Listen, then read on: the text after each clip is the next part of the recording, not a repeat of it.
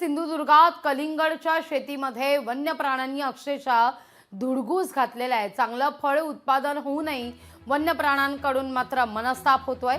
पाड गावातील शेतकरी यामुळे हवालदिल झालाय।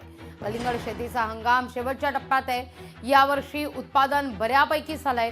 कुडाळ तालुक्यातील पाड गावात शेतकरी वर्गाने मोठ्या प्रमाणात कलिंगडची शेती केली आहे। मात्र वन्य प्राण्यांकडून कलिंगड शेतीचं मोठं नुकसान होत आहे। यामुळे मोठं आर्थिक नुकसान शेतकऱ्यांना सोसावं लागतंय।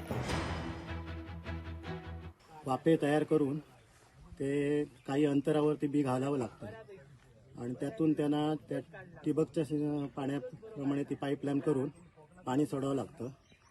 सगळं काही ते व्यवस्थित होतं, पण वन्य प्राणी गवेरेड्याचं प्रमाण आता भरपूरच झालं इकडे। माकड तर बघायलाच नाही आणि तसेच हे डुक्कर वनगाई यांचा भरपूर प्रमाणात मोठ्या प्रमाणात नुकसान करण्याचं प्रमाण झालेलं आहे। जेवढा खर्च होतो तेवढा काही त्याला भागत नाही, पण एक धंदा म्हणून करावा लागतोय।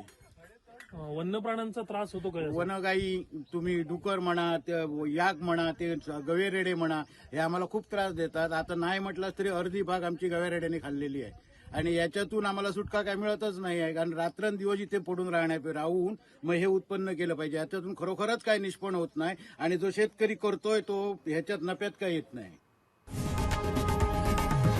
लोकशाही मराठी ऐका, पहा, जागरूक रहा।